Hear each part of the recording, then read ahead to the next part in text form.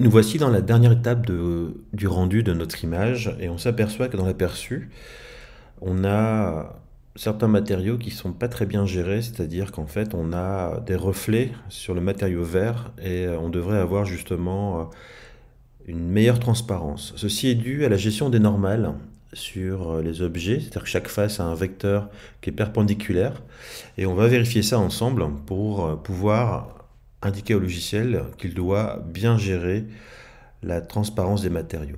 Alors, nous sommes ici en mode objet. On peut le voir ici, c'est-à-dire qu'avec la molette, on est bien ici dans le mode objet.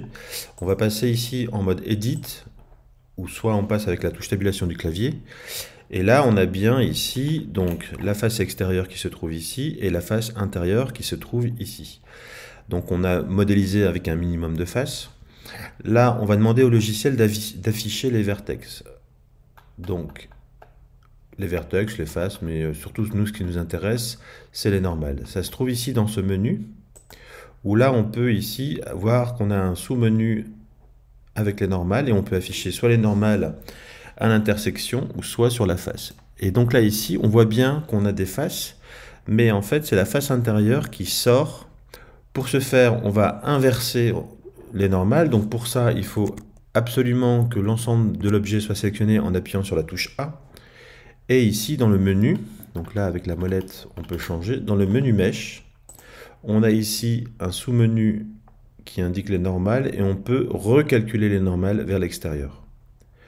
Dès que je clique, je m'aperçois du changement et là, j'ai bien ici maintenant mes faces extérieures avec le vecteur où on a bien les vecteurs qui sont indiqués et on voit surtout, en repassant en mode objet, en faisant tabulation, que là, maintenant, le matériau gère beaucoup mieux le rendu de cette image. Alors, pour vous donner un aperçu dans le viewer, ici c'est l'image où on a les normales qui sont malheureusement à l'intérieur et non pas orientées vers l'extérieur.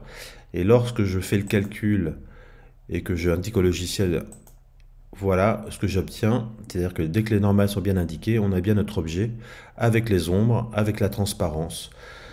Voilà, c'est assez simple, mais il faut le faire.